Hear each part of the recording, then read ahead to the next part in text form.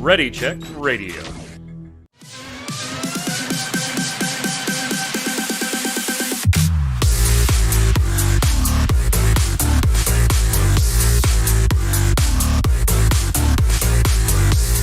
What's up, Internet? It's Thursday at 7 p.m. Eastern. That means here on Ready Check Radio, it's time for the Relic Grind, our Final Fantasy XIV Square Enix podcast. And today we've got actual Final Fantasy XIV. Not a lot. Don't get crazy now. Not a lot, but there's some Final Fantasy XIV news.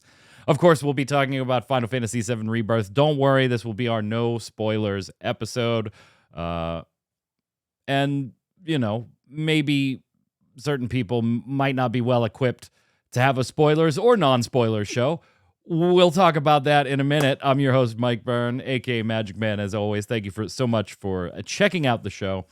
If you're watching on YouTube, listening on Audible, Spotify, any of the podcast platforms, thank you. Give it a like, a thumbs up, a subscribe, a review, turn on the notifications, and chime in the comments below. And if you need to know where, right there on the bottom of your screen, ReadyCheckRadio.com. You can check out the backlog of this show, Gaming Gumbo, Hangout for streams, and all the social channels are in the upper right-hand corner. Give them a click, give them a follow. It's easy, it's fast, it's cheap, and it's the best way to support us if you like what we do here. Chat's joining us with us live. I'm sure they've got opinions on some 14 stuff and Rebirth stuff. Joining me on the show, Mr. Chris Montoya, a.k.a. Tarkoth. What's up, sir? Greetings, programs. The only thing I want to say real quick is that when you go to purchase an item or you're pre-ordering something, put in all your shipping information. Your address and address, name, email, all that fun stuff. It's good, to maybe double check, make sure all that stuff is accurate. Like, I don't know, say, you're living in one state, you put the city that you're in, but you put a whole nother state. That could cause some problems. I'm just saying, it could cause some problems. Yeah. So what happened? Was it like you have a autofill on your browser, or is that what it was? Yeah.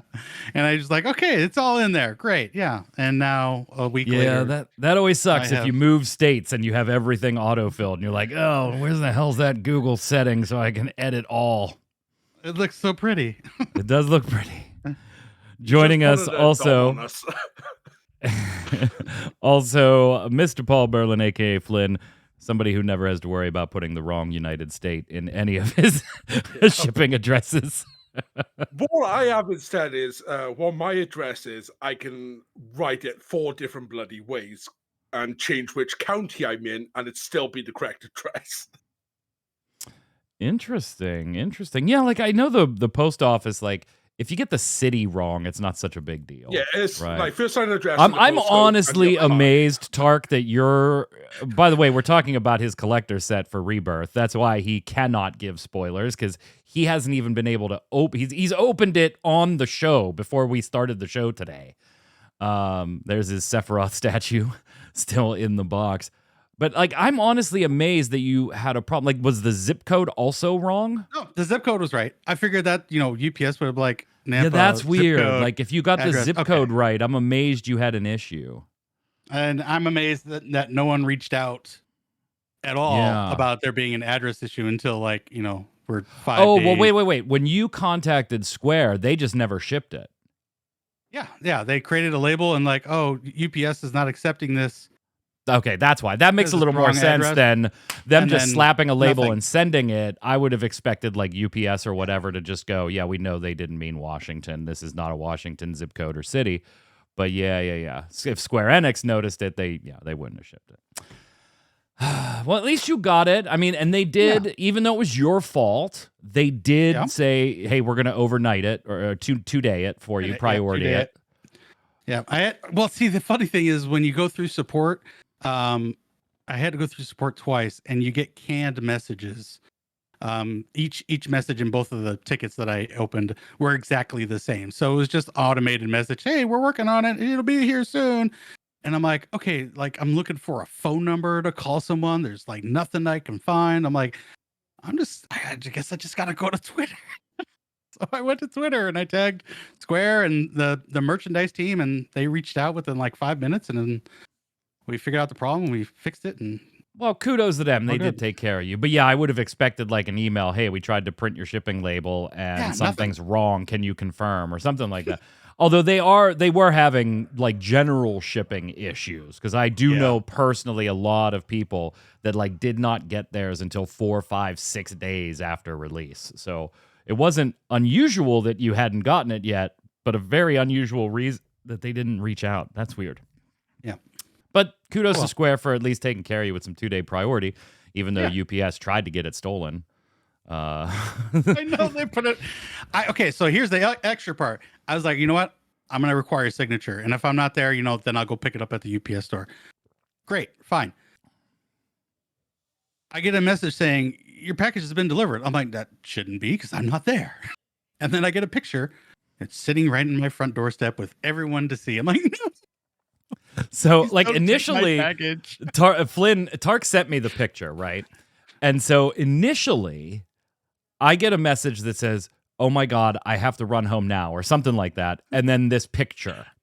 Okay, and it looks like I'm standing on a driveway, and I've got a shot of like a door to a house and a shed or a garage that looks detached but could be detached or could be attached to the house.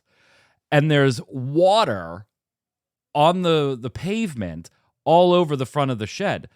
I think he's sending me a picture of something in his house flooding, and I have to go home now.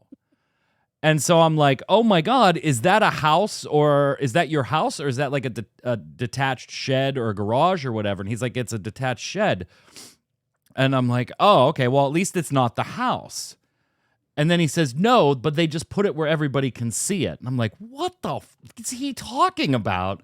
And so I go back to the picture and I look. This was not like a picture that was taken in the best way to make the box the focal point of the image. That's the picture they sent me. Where's Waldo style photo? Yeah.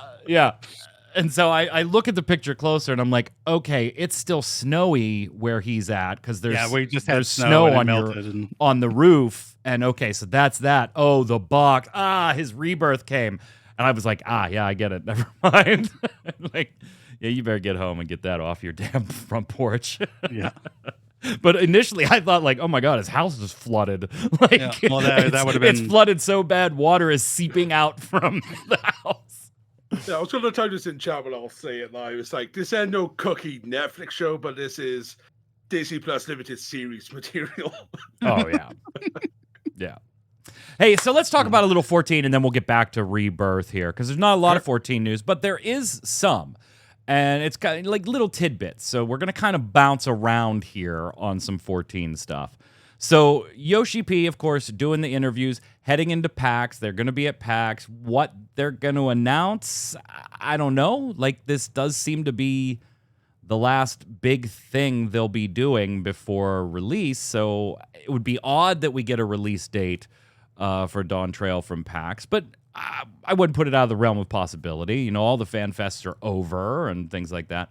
It seems more, at least from the schedule, just panel discussions, that type of thing. And of course, you know, you can get a shirt there, something you couldn't get at FanFest. If you missed that last week, check out the show. So Yoshi P's making the rounds in interviews, and in Play Magazine, he was talking a little bit about the graphics update. And now most of us look at that and go, yeah, you know, it was built on specifically to be able to play on the PS3. We're now 2 generations beyond that, right? Let's get a little making it look better for not only players, but also to try and entice new players in. It always helps if the game is looking as good as you can make it. But one of the things that he brought up in this interview that I thought, that is a really interesting point. He said that one of the big reasons they're doing this is obviously to attract new players and make it look great and bring it a little more up to date. But, quote, the artists who are working on Final Fantasy XIV, I wanted to give them a better environment. By being able to work on more advanced graphics technology, they can advance their career, and they can also be able to work with the newer features. The teams behind all those pipelines also will have more efficiencies through this new tech, and Yoshi P is looking forward to implementing that, despite all the hard work that it requires. Neat take, I think, Tark. Like, obviously, how much of it is lip service and just, something neat to say about your team? I don't know, but he's not wrong, even if it is just lip service. You give your developers, your artists, the tools to create grand things. When you upgrade those things, they have more ability to make cooler things, which I'm all in favor of because I love this game. So show me more. And I can't wait to get into what I can only expect is the new raid series, that GPU raid in all its crispy glory. Yeah. and Flynn, this is something, ironically, we have seen bear out in the world of Square Enix when it comes to Final Fantasy XI, right? Yeah. Like, there were severe deficiencies of those team members in some cases going on to other projects because they were used to tech that was exponentially a generation or two past due, and they were having such a tremendously hard time bringing people in to learn because they were learning outdated tech and nobody wanted to come and learn that. So it's certainly a valid argument, even if he is just saying, hey, here's another cool reason. Yeah, but I do see it at the point of the graphics team. If you're stuck using, let's say, Photoshop from 10 years ago, and that's the best you can do because it doesn't interact with the rest of the system, you're going to just get stale at what you do. And we see what the 14 team can do on their free time. So you're going to give the artists some new tools, some new gadgets. They're not going to go home again. And we're going to get something fancy and awesome come out of the woodwork that we just don't expect. Be careful with that not going home thing. Square doesn't like it when you talk like that, okay? They just do it. To Cal asking, Mike, you're a computer techie guy. Would they be able to put into some engine that supports DX12 and its features? I thought the graphics update does support DirectX 12. Am I mistaken under on that that? impression? I was under that impression as well.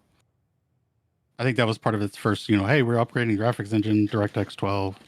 Yeah, I thought that was, and if UGP has said it. If I'm misremembering it, let me know. Somebody can let me know in chat. Not that they haven't gone back on some stuff like that before. FFXIV graphics update. UGP said DirectX 12 will be part of 14's graphical update. This was at least a year ago he said it.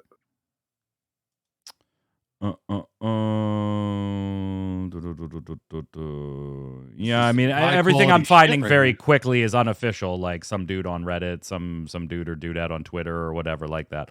But I think that was said somewhere. I'll look after the show. And if you're watching on YouTube and I haven't given you an answer, let me know in the comments below. We have a date for Final Fantasy XIV on the old Xbox Rooney. On the old Xbox. Yay. Yeah, beta. We were right. Beta is not going to be long at all. Not long at all. I mean, it was like just basically, let's test some server stability and let's go. March 21st is the launch date, making it available on Xbox Series S and X. If you're in the beta right now, all of your progress will roll over. And then, of course, you can continue under the free trial without needing your Xbox Gold stuff. But if you end up buying the game and subbing to the game, Xbox Gold, you will need your Xbox Game Pass sub of some type there. When it launches, speaking of the Game Pass, though, there will be a starter edition available through the Game Pass Ultimate perks. So if you have Ultimate, that's going to be limited only until like April 19th. But there you go, a little extra couple of goodies. Starter edition for you Ultimate subscribers. Yay. Welcome. That's my Xbox license. Oh, yeah? Yeah, I guess so. Like your initial one, right? Yeah. What? I can't remember what's in the starter edition. Hold on, let me see. Up to Stormblood. Up to Stormblood, okay. Is there anything special in it, though? Oh, no, it's just a base game up to Stormblood. Oh, so it's the free trial. Yeah, but without the limitations. Oh, okay. So it's treating you as if you were a sub through Stormblood without having to pay the sub. They just packaged the base game with Heavensward and Stormblood. So whenever they've added expansion to the free trial, that's now part of the base. purchase. So you only ever need to buy Shadowbringers and Endwalker and come Dawntrail. Oh, right. You don't need to buy the like bundle that has all the previous stuff in it. Gotcha. So it'll work out for I was like, Xbox what the hell players. is the difference? Yeah, it's a saving a little bit of money when you buy the more recent expansions. Gotcha. So yeah, for Xbox I don't know how players, much it will really be- saves you. Like they bundle everything together so cheap now besides Endwalker. Yeah, so all you need to do now is, if you got a starter edition, is buy Dawntrail and you'll have all expansions. Good way to pump Microsoft's numbers. Yeah. Game Pass. Good old Game Pass numbers. Mm. Hey, I thought this was kind of interesting. This is going back a while on the show. We talked about Wukalamat and some of the backlash in the community and stuff like that. And I even expressed that I had no problem with the voice actor's overall performance, but there were definitely some lines that just didn't work for me. And that was across the entire final patch. It wasn't just this particular character.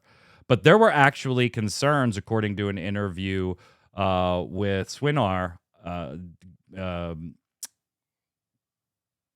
graphics design. I was like, what the hell am I talking about here? Like, I totally forgot what we were doing. English localization, Kate Swinar, graphics design, English localization. And this is coming courtesy of PC Games, that there was actually concern on their side, too, about this particular character, and in particular, the character's voice.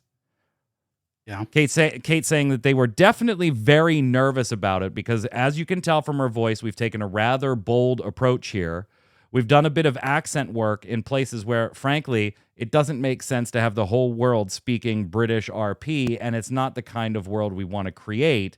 We want to create a world with diversity where not everyone feels beholden to speak this one certain way, even if their native languages are different. And she says, this is probably quite jarring the first time you approach and interact with Wukalamat. Jarring when they've suddenly inserted them into Charlian, where everyone is like the most posh British person ever. But that it was an interesting way to introduce the character, they thought, because she's clearly putting up on an attitude for this trip. And once you get to Terrell, they think the adjustment's going to be easier. So obviously I would expect more of this particular type of accent work when we get there. I don't know. I didn't really have a problem with the accent. It was the line delivery across the entire patch, with the exception of Graha Tia for me, really. But I know a lot of people were concerned or did not like this character or their lines or their vocal delivery. And it is interesting, Flynn, to kind of see that there was a concern, regardless, set aside the actual voice actor that did the work, set that person aside and their individual work, and whether you think it was good or bad, they had concerns just going in and messing with accent work like this and it being jarring for players. Yeah, I think outside of Yugiri and Gosetsu, we haven't had too many newer characters with different style voices appear before we get to an area. Like when we get to FFVII, everyone's already got the accent. It blends in. So I can see where they're coming from. But as players, we all just complain about absolutely anything, like we was talking about last week on the show about Rebirth. But, the character is who the character is. And it was their first outing doing this. So I'm just... Was it really, though? Like... At least as Wukalamat. Really, though? Because, like, we had an entire patch that was very culturally Indian. Yes. Yeah.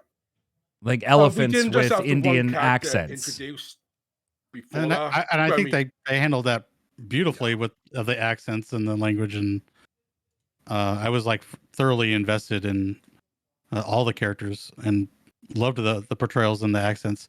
I just think that the Wukalamat she just came off as not serious and very naive. Well, I enjoyed that. I understand where other people maybe didn't. Yeah, you were a fan. Some of the discourse behind the scene I think it's fun. was more transphobic rather than anything else against the voice actor. Which is a shame. Yeah, I That's hate true. to make that generalization though, because that's unfair to people that just like me, that were just sitting there and like, some of this delivery just isn't doing it for me. Yeah.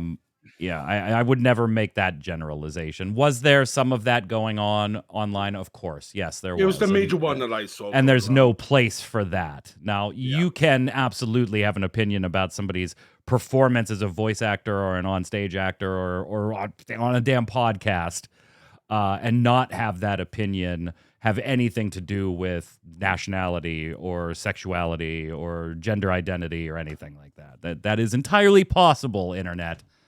But yeah, the people that were doing that stuff, obviously, huge in the wrong. I agree. The woke Lamette slander's got to stop. I agree with the call.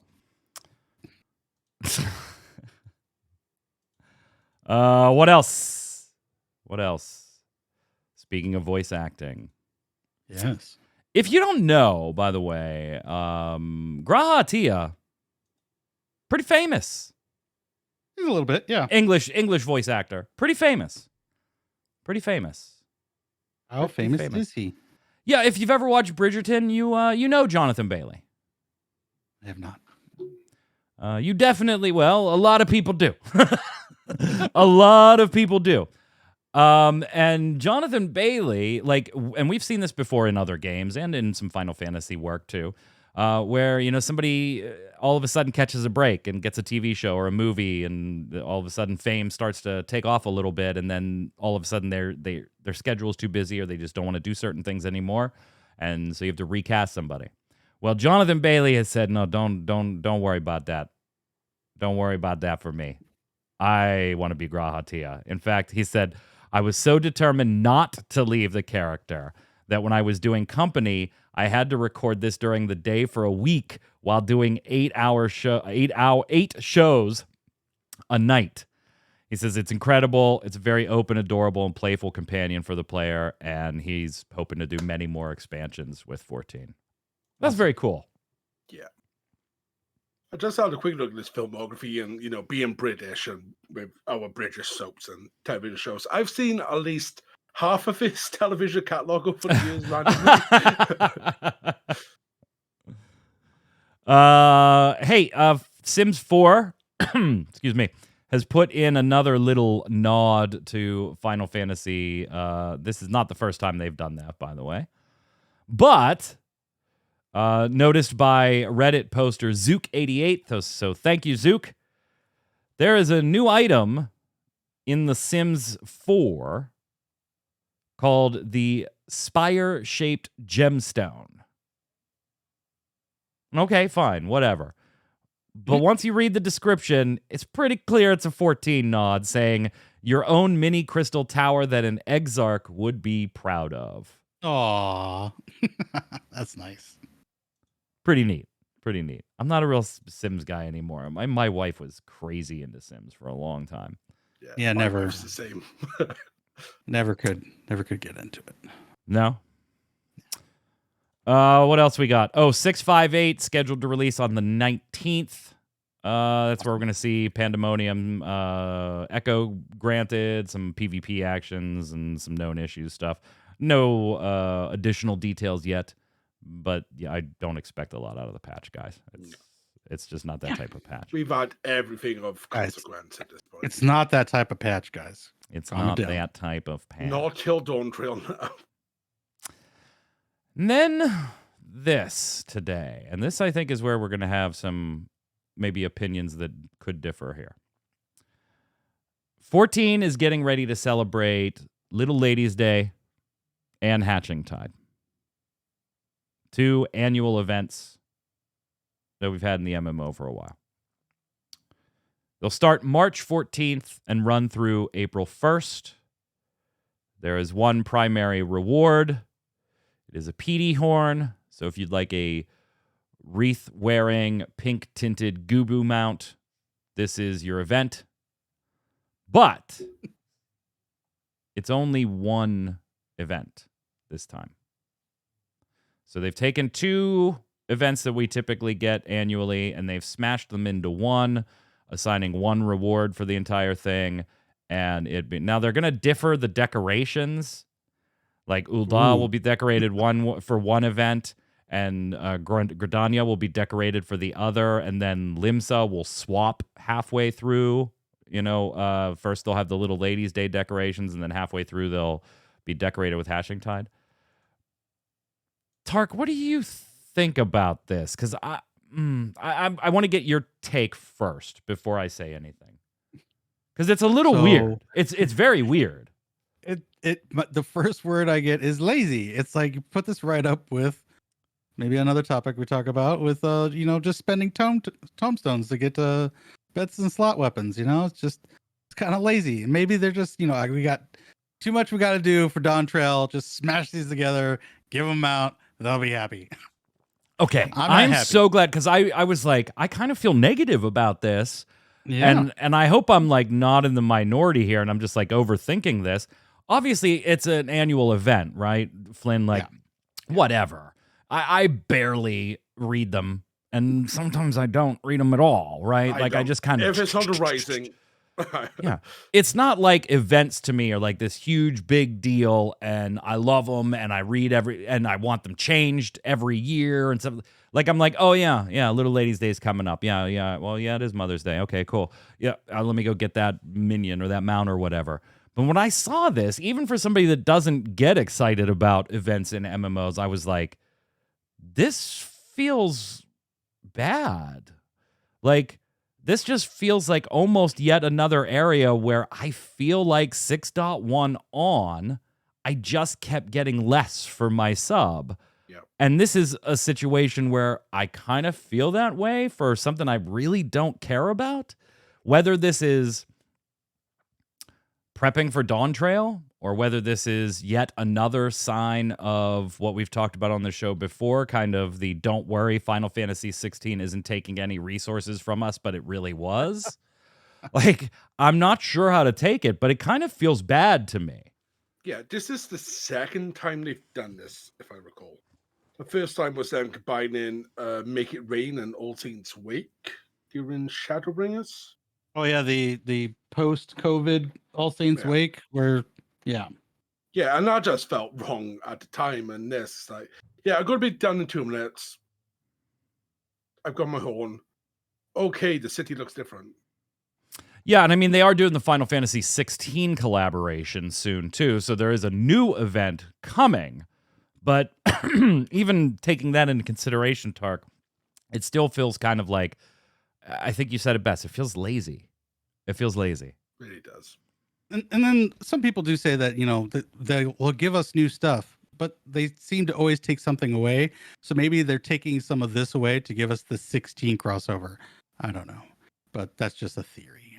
Yeah.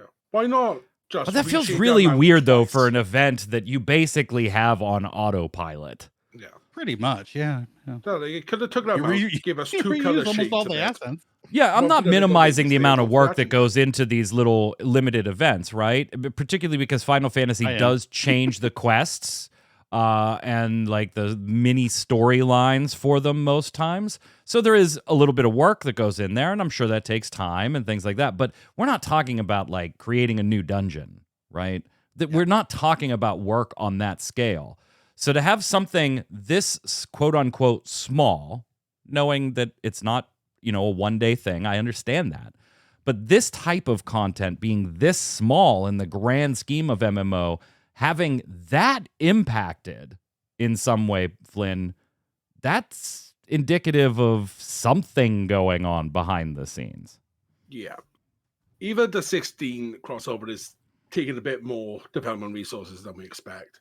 But like I was just saying, they could have made 2 mounts for this, because that's already a reskin of something we've got in game. Multiple versions of. Yeah, so we don't just have one version of that mount. Yeah. Why not make a Little Ladies' Day version? Then when the Action Tide rolls in, you give us the Action Tide version. Make the event extend. If you want to combine it, just extend it to get a second reward at the end of it. Yeah, it feels a bit bad. It's hard not to look at it and go, that feels like I'm losing something, even though the something is not something I personally care about. There are people that live for these things. There are peers that absolutely love this stuff happening every year.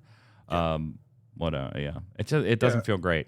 what it's also doing is pushing the 6.5 lack of millions even further until we get the 16 crossover. Right. Oh, yeah, I agree, Tikal, and I've said that on this show before. 16 absolutely took some resources away from this team. It absolutely did, and they said it wasn't going to, but it did. And when they said it wasn't going to on this show, we all said, laughed. yes, it will. It absolutely, are you hiring more?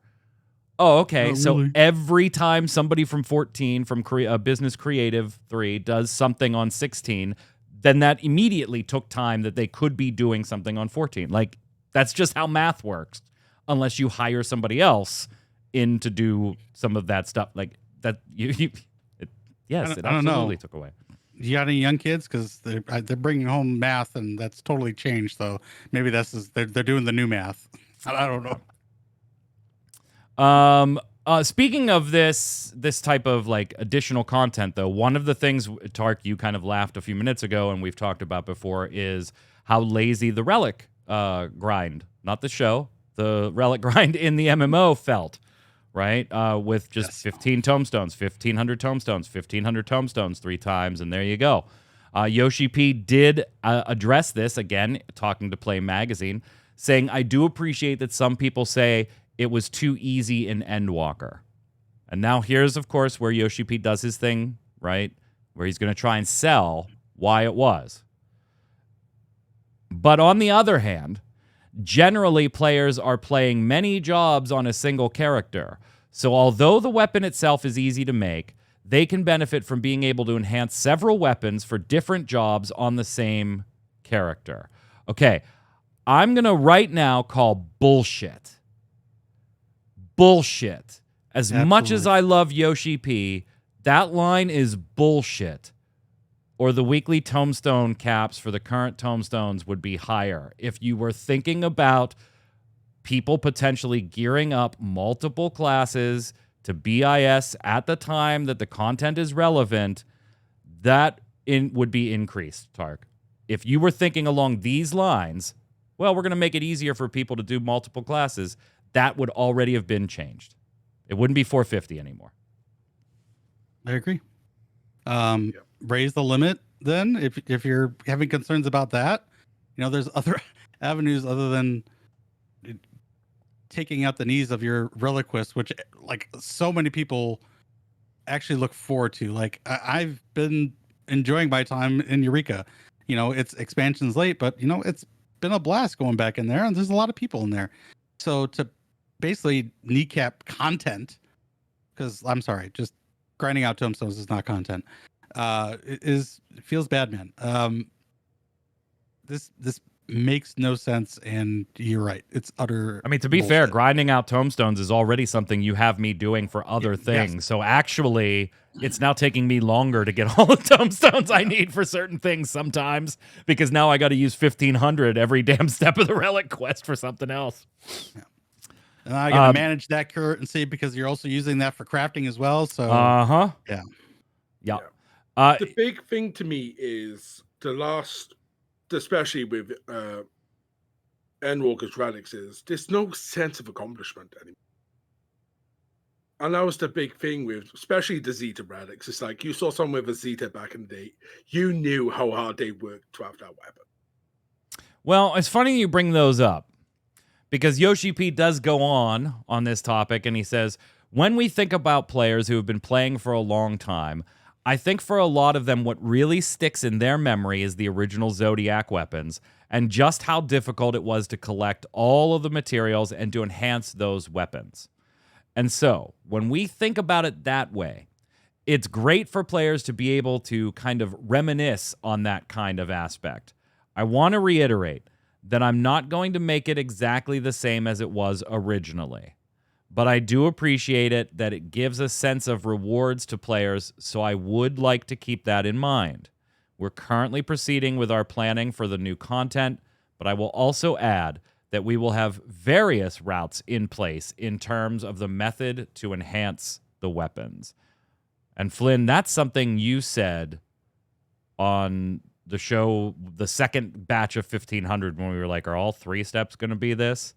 you brought up specifically, I don't mind this being an alternate method for somebody that doesn't like doing Eureka or Bosja or whatever content they put in to make the grind for the Relic weapon. I don't mind there being an alternate, faster, shorter path. Now, can they directly do that? No, because then nobody would fucking go do Eureka or Bosja, right? If it's going to take you 2 days to get the tomestones and you're done, 99% of the player base is going to do that and then bitch about how there was no reason to do Bosja.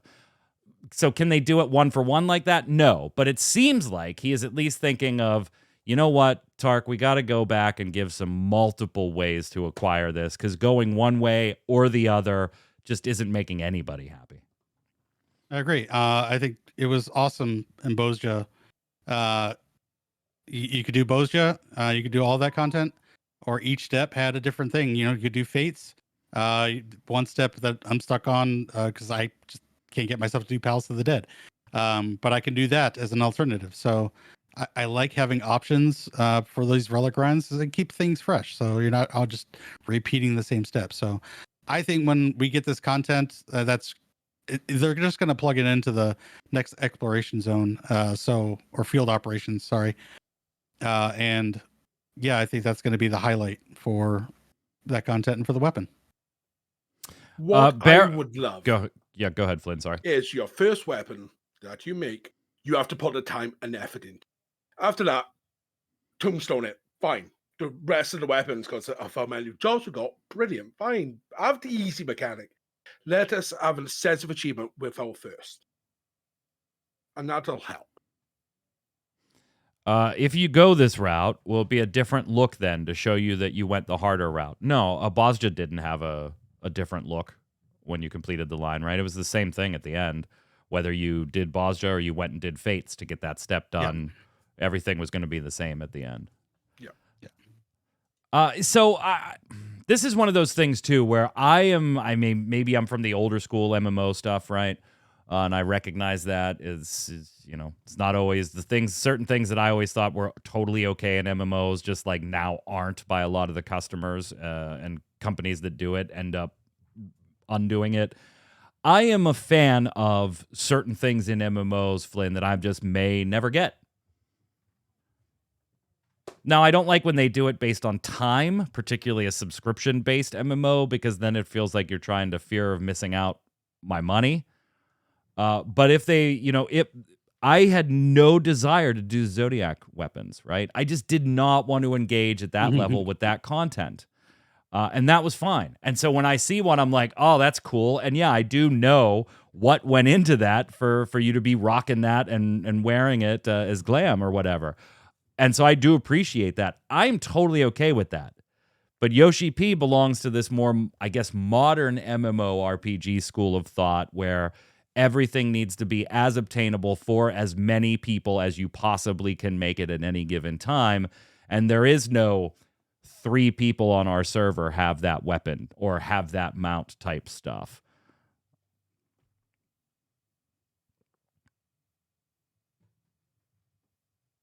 Just feels bad a bit. Are you okay with that type of stuff? I mean, obviously, we'd all rather have everything. I get that, but sometimes you can't, right? Yeah, I don't have a $5 million house, and I know what goes into making a $5 million house, and I can appreciate that $5 million house. I'm just not going to have it for a while, Like if you remember, for the very first stage of Anima Relics, for the people who had done the Zeta in Around Reborn, they got to skip the first step because they had already put effort in.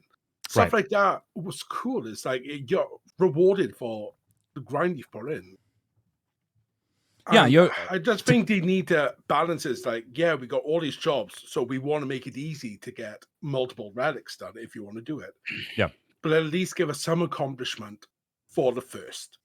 Whether it's locked behind the new exploration content and we have to do story, we have to do a trial associated with it. We have to progress the story in this. Get this accomplishment because we're actually having to do bits. Rather than, we've done some main story, we skip Hildebrand, and we can upgrade our weapon. Baron, that's very funny. Takal says people are no longer cool with missing out for the most part, and Yoshi P knows that. Yeah, that's what I was alluding to. That like the current model of MMORPGs, when companies do that type of stuff, they usually end up undoing it or reverting it back because too many people complain. I don't want stuff to be locked behind stuff I don't want to do. I want that mount, so give me a way to get that mount, even if I don't want to PvP 300 times with a warrior. Can you tell there's some mounts I'm never going to have? I mean, I didn't think you were going to get your sightseeing minion ever. Yeah, well, you were the one that told me about a site that just like, what was it? That just like pinged. And I was like, oh, fuck yeah. And so I just had that open at all times, like while I was working all day. And I'd look over and it'd be like, okay, yeah. Okay, log out, back to work. just a little tracker helps 20 minutes from my next one, that's fine. Hey, let's go. Let's go talk about some other Final Fantasy related stuff, starting with Rebirth. Final Fantasy VII Rebirth has now been out for a week. I've got a few bits and bobs. We're not going to talk spoilers. We're not going to talk in depth here. I just want to get early impressions of the game itself and some of its core features. We will not be talking story or anything like that. You're safe to listen to this. So first off, Tark, what do you think of the game so far? It's okay, great. Cool. Lovely story. It's shiny, looking great. Flynn, how far are you? About how many hours? What chapter type deal? How are you enjoying it so far? I started chapter 5. Okay, so I'm slightly ahead of you. Slightly ahead. Best way to describe it is I'm Final Fantasy IX disc 3 because of what activity I'm doing. 19 plus hours. Completely finished 2 zones, I think. Who knows if we... Unlike Disc 3, by the way, you don't have to do this activity. Yeah. You can skip it. But it's side questy, and I have to say the particular activity has been quite addictive in a way. Yeah, obviously we're talking about playing Queen's Blood, which is something, it's not a spoiler. It's a card game that's a mini game that's in there, and there's some playing of it, right? And it just fucking infuriates me that now we have another Final Fantasy digital card game that is not FFTCG. At least Queen's Blood is fun. Queen's Blood is pretty fun. Yeah, it took a little getting used to first. At first, you really kind of have to think about, you know what, maybe just playing the numbers game is not the best strategy, and it isn't. There's a different strategy to be had here that will probably yield better results, and it does. And it absolutely does. So it is neat thinking of, okay, I got a numbers game to play, but I also have a strategy game to play, like trying to block my opponent from being able to play things. I will give that a thumbs up. I'm gonna give the piano stuff a thumbs down for now so far. Like, really? There's none of it yet. Like, I'm in chapter 6, and there is you have the piano in. There's a couple pianos between the beginning of the game and where I'm at, but like the sheet music is, let's just say it's very sparse at the moment. Oh, really, really sparse at the moment. So, like, when you go back in the demo, right, you play and you go to Tifa's house and you mess with the piano and you play the sheet music that's sitting there, right? That sheet music is not there in the game. Oh, and so that scene when Cloud says, when they say, hey, well, did you play the piano? If you say yes and sit down to play the piano, it is literally just you hitting whatever keys you want. Like, that's it. So it's a little weird compared to the demo.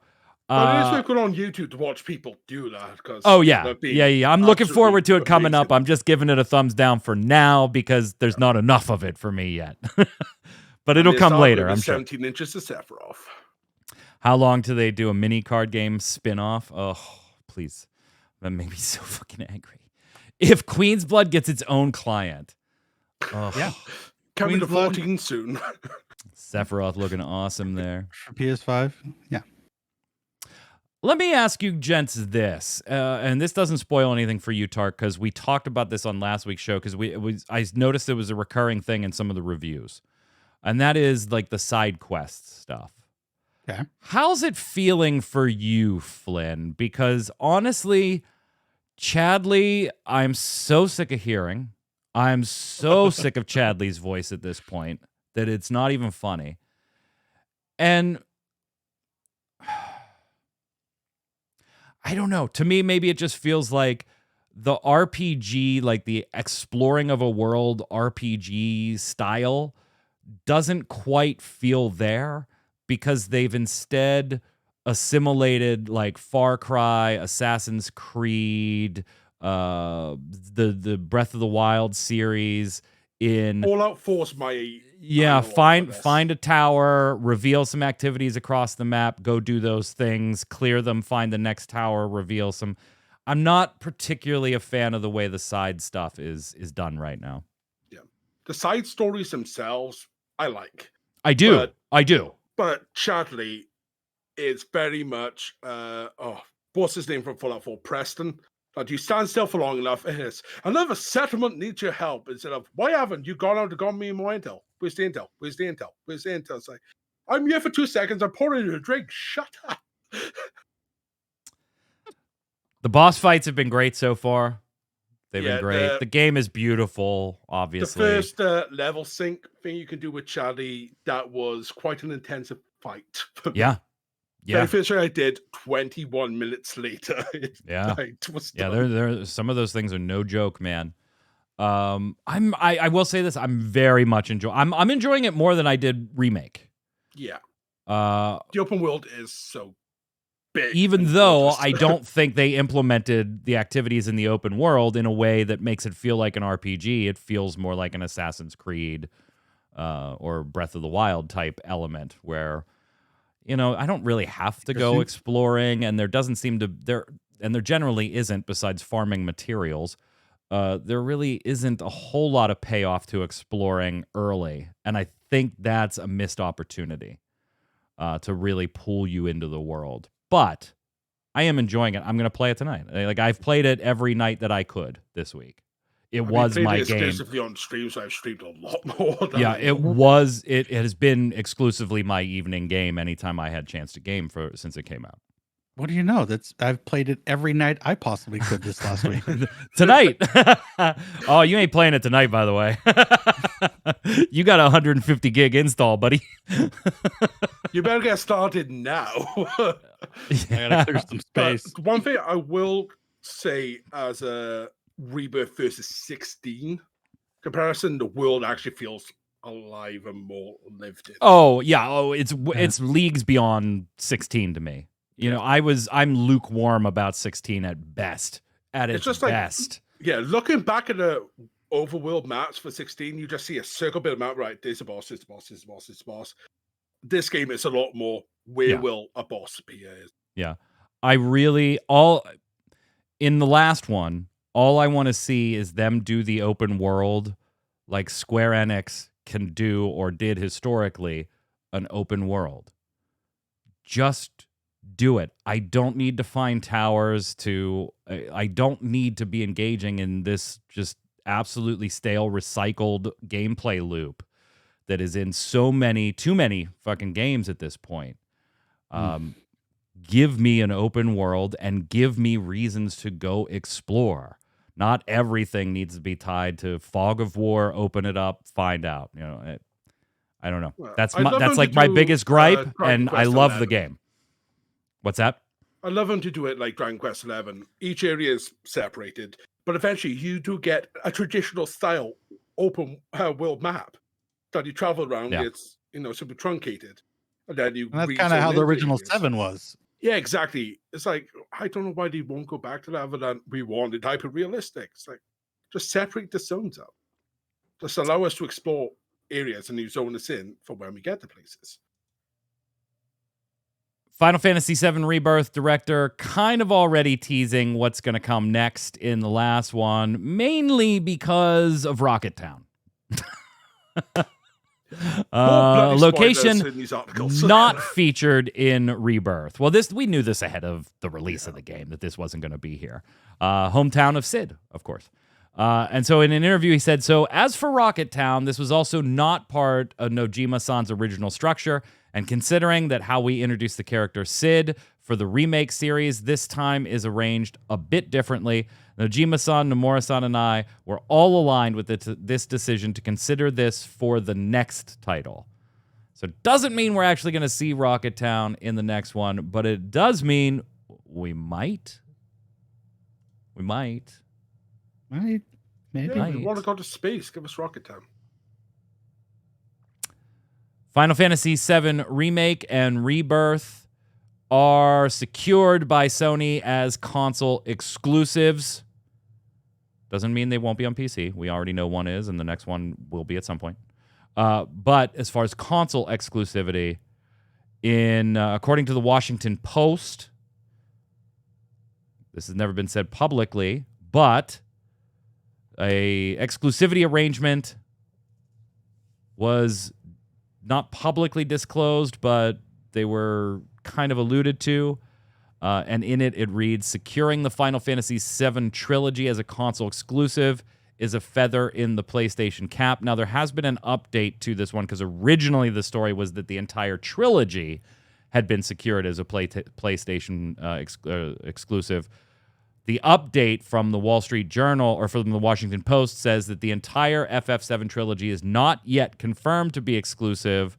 The author of the article was saying that the article was amended to only mention that Remake and Rebirth were locked up as exclusives. Yeah, you don't lock both of those up as console exclusives, Tark, unless you're going to lock up the third, right? Like, there's just no reason. Oh, I mean, you start the first three, on your console, and then you can go finish on Xbox. It's fine. It's okay. No, of course they're going to lock it up. They're like, yes, we want all three and timed exclusives, and we'll just park the truck right up to your doors and give you all the monies. Yeah. To Cal saying, did we ever find out if Sony funded some of the trilogy? I know that's the talk on the net, but not sure if it's confirmed. Well, if Sony locked up console exclusivity for the first two, they may not have directly made a deal to fund development, but they were funding Square Enix through a console exclusivity deal. And I would not be surprised if some type of underlying trapping was a portion of development costs or things like that. It wouldn't surprise me. But they definitely gave Square Enix some money. Definitely gave them some money. All right, I'm going to show you gentlemen something. All right. And I need your gut reaction. Flynn, this is not going to be a surprise to you, besides that you didn't know it was coming. Tark, this might shock you. Okay. Since you haven't played yet. This is not a spoiler. You all knew there were going to be Moogles in the game.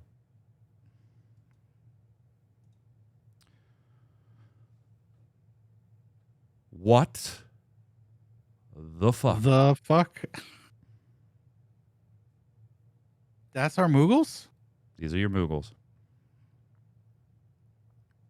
When they They're don't koala have bears. their mouths open, they are very cute. Yeah, well, you can't see the teeth. Yeah, and there it is. There it is. It's the effing teeth, man. Yeah. It's like freaky koalas. Yeah, it's They're like koalas. they saw the original Sonic the Hedgehog teasers that the internet went crazy and was like, don't set this out. And then they went back and fixed it and said, we're going to delay the movie and fix this. It's like they saw the original one and they were like, dude, did you see? Yeah, those are some great teeth. Like, it's a slightly different style. When their mouth is closed, it's a slightly different Moogle style. It is still cute. It is still fluffy. It does its job and everything. And you could like it or not like it. And I like 6 better than this one. That's fine. That's totally fine. As soon as these things open their mouths and are talking, and you see teeth, and you're just, no, I don't want any part of this. I don't want any part of this. Like, to be fair, it sort of is reminiscent of what they were designed to be in Final Fantasy III, which was a blend of koalas and bats, but it's still freaky as anything. Well, I mean, it's kind of their own fault, right? They created a character that had a very, very unique, almost cartoonish look to it by its intentional design, but then kept moving the series forward into being more and more and more realistic. Well, like, how does that character continue with everything else, Tark, becoming more and more realistic? Like 16, I think, is the best you can get, right? Yeah. Like, just keep them like that. And 14, 16 and 14 are very, very similar as far as the Moogle design. And I think, like, that's probably where it should stay. Like, let's not do this teeth thing again. Let's not do this. It's not like they haven't messed with the Moogle design before. I mean, look at all the evilly stuff. Like, Moogles are just like weird bat humanoids. So like, this is a step in a better direction from that, but like, this is just weird.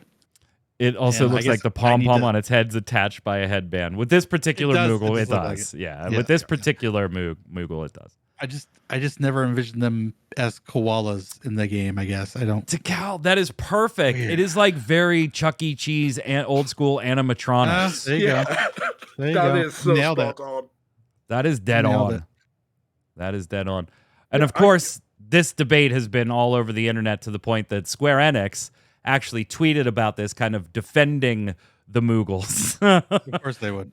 It was very tongue-in-cheek. They were having fun with the internet. It wasn't like a, hey, you know, they're great. You know, they were having a lot of fun with it. So kudos to them, whoever's running their social. Their Twitter in particular has kind of been on point lately in just good interaction, even on topics that are silly like this.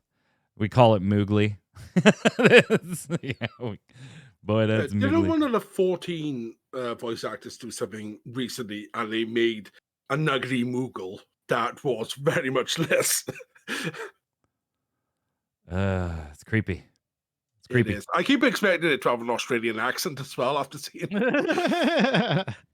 Hey, speaking of Square Enix's Twitter, they posted just a few days ago, if any Square Enix game were to be turned into a movie adaptation, which would you advocate for and why, Flynn? Yeah, I was having a big think of this before the show, and I even included. So you were taking a poop before the show. All right. No, I was just here because I joined the call at 11:30. Sitting there having a big think. I'm here for like 20 minutes before anyone shows up. It's like I've worked out for film adaptation, I would love to see either Parasite Eve or Final Fantasy X. But if they did a TV show, I think Triangle Strategy would be pretty spot on. No. A movie adaptation. You just don't be Movie, going okay. off and getting crazy now. I can always go crazy, but I think Parasite Eve or 10. Tark? My first inclination was 10. Yeah, it's 10. It's 10. 10 would be amazing as a movie adaptation. Nier would actually be kind of interesting too. No, Nier would Little be too sci-fi. fucking bizarre. You wouldn't get it. Yeah. It's a Like, Stanley great. Kubrick film. It'll be fine. Yeah, I would definitely. Nier, directed by Kubrick. Yeah, mine was Parasite Eve. Yeah, so I'm right with you, Flynn. They kind of did one, yeah, and then like arguably they've done Final Fantasy movies. You know, Kingsglaive being Advent Children's the best one, I think, and then Kingsglaive's right behind it, and then Spirits Within. But there was a Parasite Eve like vignette mini movie thing before the game. But yeah, I'd love to see that. I just want to see that remade as a game. Like fuck a movie. Just give me my Parasite Eve remake. Yeah, that'd be sick. All right, and a couple I'm gonna cut the protagonist thing on time. I always insert one or two of those things just in case. So here's a few just quick news hits for you, very briefly, not really topics to discuss.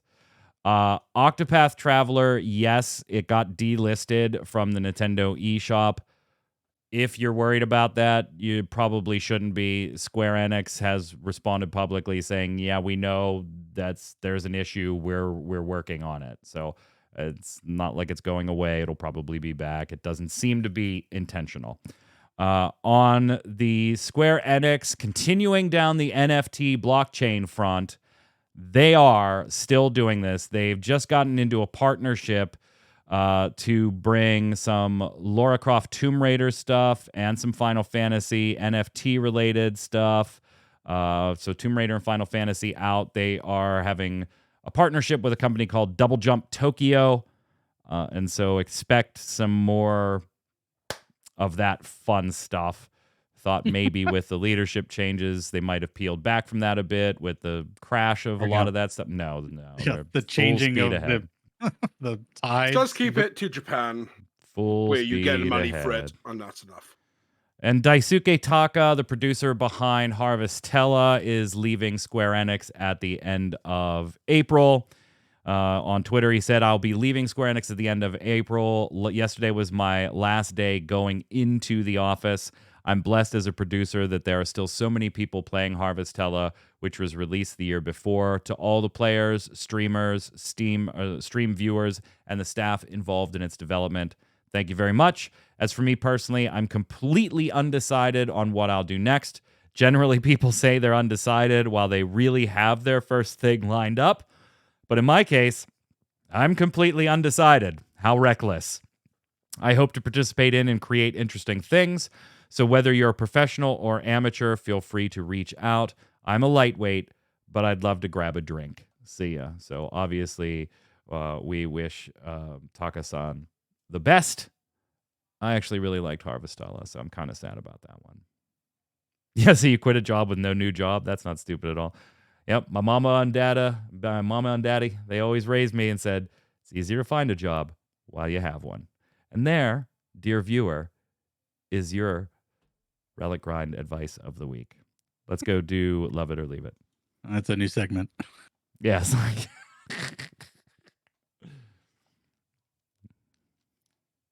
Love It or Leave It is the way we end every episode of the Relic Grind here. It's where I'm going to give you something Square Enix related, and you tell me whether you love it, want more of it, or leave it, never expect to see it again, don't ever want to see it again.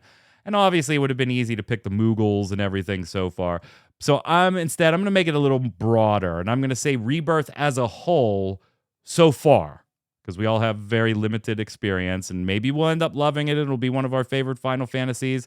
Maybe it'll be our one-time playthrough like Final Fantasy XVI. Tark, we're going to go to you. Great statue. Nice-looking steel box there. How you feeling about Rebirth so far? I'm loving it. Can't wait to install and actually play it. There you go. That's a good reason to love it, I guess. Go ahead, Flynn. Yeah, love it. There's been a few standout moments of random side questy stuff that have made me chuckle to no end. You must know one thing I'm talking about where I am right now. That just made me chuckle beyond belief. And also the additions to the story have been incredibly thought-provoking, to say the least. It definitely continues down that line of if you didn't like where Remake was taking things, then you probably just aren't going to like where Rebirth is continuing those things. If this is too much of a departure from the original Final Fantasy, if Remake was too much of a departure, Rebirth continues that train going, baby. So I want to say love it. I really, really want to. And I may end up loving it. Am I enjoying it? Yes. Am I having fun? Yes. Is it a good game? Probably. Yeah, I would. I'm not all the way through it, but I'm going to give a yes on that. But can I say that I love it yet? I'm going to go no, and I'm going to say leave it. But that doesn't mean that's where I'm going to end up when it's all said and done. It just means that to me, RPGs have to have that. If you're going to do open world, they need to create a compelling reason for me to want to explore that world. And I don't think, at least as far as I'm in the game now, that Final Fantasy Rebirth actually does that for me. So because I can't sit on the fence and say I need a little more time with it, if I have to make that call now, I'm going to say leave it. But I totally reserve the right to change this to love it. And I probably will by the time it's all over. Chat. Quick question then. Go for it. Because we had the previous guest, I forget his name. The previous guest, I forget his name. Yes, we had him on for the TCG stuff. We've had multiple guests for that. That would be Dylan. Episode. That would be Travis. Oh, the one you were out, that Flynn was out sick? Yeah, that was Travis. Yes. Okay. So we had that conversation about Remake, and he said bloated, and I said fleshed out. Which one would you lean more towards right now? I wouldn't call it bloated because there was at no point where I was like, oh my God, could I just be done with this region and move on to the next region, please? I'm sick of doing X, Y, and Z. So I wouldn't say it's bloated. Is it fleshed out? Narratively wise, I agree with Flynn. I do like a lot of the narrative decisions and things going on in the side stuff. It is interesting. Is it repetitive? Yeah, a little bit. Is it derivative? Certainly. You bet, as far as the gameplay loop goes. So I would actually say it's neither. It's neither bloated nor fleshed out. I would lean a little closer to fleshed out than bloated at this time, though. All right.